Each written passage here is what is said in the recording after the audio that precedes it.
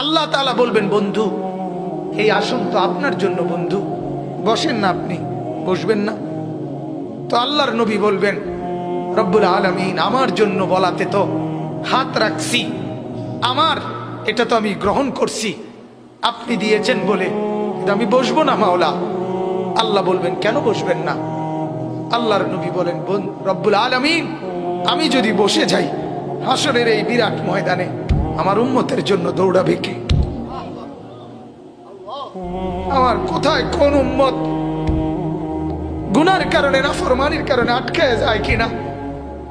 আমি যদি না ছুটি, আমি যদি না দৌড়াই, আমি বসে গেলে আমার উম্মতের জন্য দৌড়বে কে?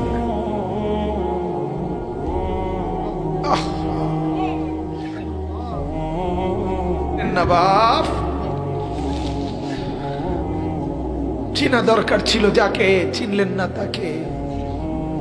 হায় যুবক, বন্ধুকে চিনলা না, দুশ্মনকেই বন্ধু বানাইলা, দুশ্মনকেই বন্ধু বানাইলা।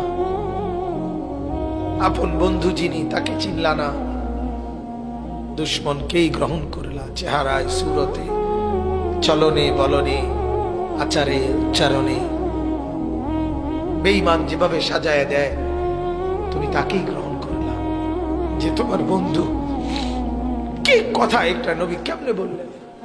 আরে আরো শুনেন মিয়া, হাদিসে আছে আল্লাহ তাআলা জিবরাইল ফেরেশতাদেরকে পাঠাবেন, আমার বন্ধুকে কবর থেকে প্রথম হাসরের ময়দানের জন্য তোলো। তখন জিবরাইল আলাইহিস সালাম, মিকাইল, ইসরাফিল, আজরাইল, 4 ফেরেশতা মদিনার রওজায় নবীর কবরের সামনে আসবে। আর ফেরেশতারা একজন আরেকজনকে বলবে, তুমি ডাকো নবীকে।